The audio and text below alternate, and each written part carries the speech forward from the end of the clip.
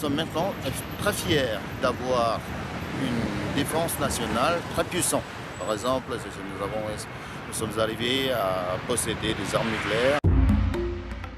Un pays en armes et secret, c'est cela la Corée du Nord. Et c'est vers l'une des régions les plus secrètes du pays que nous nous envolons maintenant, dans le nord, près de la frontière russe. Un vieux biréacteur nous attend sur le tarmac. Il appartient à Air Koryo, qui a été inscrite sur la liste noire des compagnies interdites de vol en Europe. 2 heures d'avion au-dessus des montagnes, en direction de la zone où a vécu le père de Claude il y a 90 ans. C'est pour réaliser ce pèlerinage que la Française est venue. Nous arrivons maintenant près de la Sibérie, et le climat s'en ressent. Normalement, les étrangers ne peuvent pas venir ici. C'est une faveur exceptionnelle, obtenue suite à la demande de Claude. Et à région spéciale, encadrement spécial. 3 nouveaux guides nous attendent. Le moindre mouvement, la moindre parole du groupe de touristes seront épiés et si nécessaire sanctionnés. Nous dirigeons maintenant vers le mont Baekdo, c'est-à-dire c'est le sommet du pays de 2750 mètres. Mais après l'hiver, nous sommes les premiers visiteurs avec la voiture. Cette fois, on ne voit pas les traces des voitures. Regardez. Effectivement, la route est à peine praticable. Et très vite, la mauvaise nouvelle tombe. On ne peut pas monter au mont Baekdo. Ah non. C'est dangereux. Vous voyez maintenant. Si ça se glisse, c'est la fini. Hein. Il reste encore 28 km à faire sur de la neige gelée. Impossible. Claude est particulièrement déçu.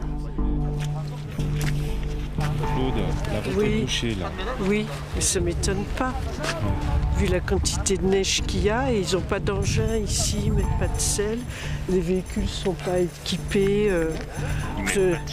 Ils mettent pas de chaîne ou ils n'ont pas les pneus adaptés. Et puis ils déneigent pas, quoi. C'est sûr qu'il faut des sacrés enjeux pour déneiger. Jacqueline ne va pas se laisser faire. Non, mais on paye pour des prestations et bon, la rigueur qu'on les ait pas, mais qu'elles soient remplacées par d'autres équivalentes, voilà. Même si c'est pas ce qui est écrit, même si c'est pas pour ce que j'ai signé, ce pourquoi j'ai signé, peu importe. Mais rêver dans la neige, pour être à l'hôtel, putain, on va demander un remboursement. Hein. À défaut de montagnes sacrées, les touristes tentent de visiter le village. Ça a l'air désert. C'est un village vide. Un village pilote abandonné. Ils sont où les habitants? Je vois pas de fumée, je vois rien du tout. Où sont les habitants? Nous n'en saurons pas plus. Monsieur Jean intervient tout de suite. Il faut rentrer dans le bus. Ce village n'est pas prévu au programme. On rentre. On va aller déjeuner à l'hôtel. Oui, quelle heure il est là? 11h. Mais là, c'est bien, j'aime bien le temps. Plutôt que de rencontrer des habitants, les touristes vont avoir droit à un nouveau matraquage sur la vie du dictateur local. Il fait froid et humide et dans le groupe, on commence sérieusement à se lasser de ces vacances sous contrôle. Pour commencer, on efface les photos prises pendant le trajet. Une jeune femme en tenue de soldat les attend. Bienvenue sur un site sacré où Kim Il-sung, l'homme fort du régime, serait né. Un site où on ne fume pas. Non, pas de cigare. One minute. Non, c'est toujours les mêmes. On va d'abord visiter la maison natale et puis après, en descendant, on va voir. La maison natale de Kim Il-sung. C'est censé être celle-ci. Une relique qu'il faut forcément respecter.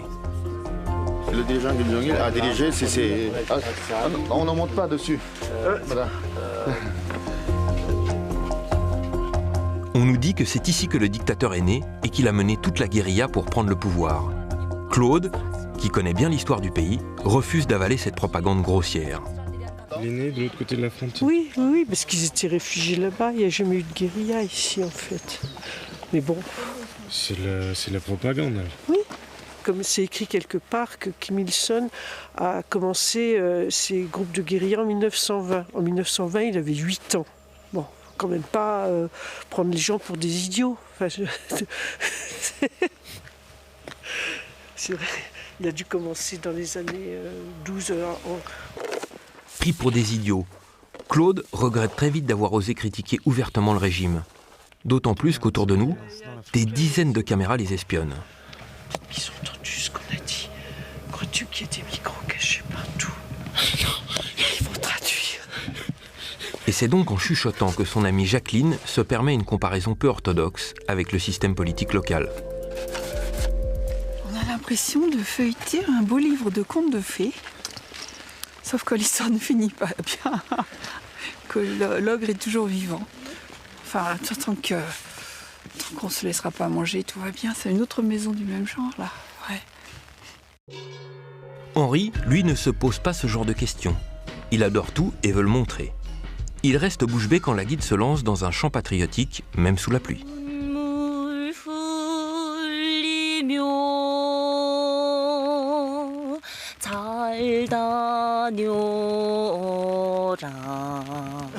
Bravo, merci beaucoup. Merci beaucoup. Très joli. C'est joli, hein? C'est clair.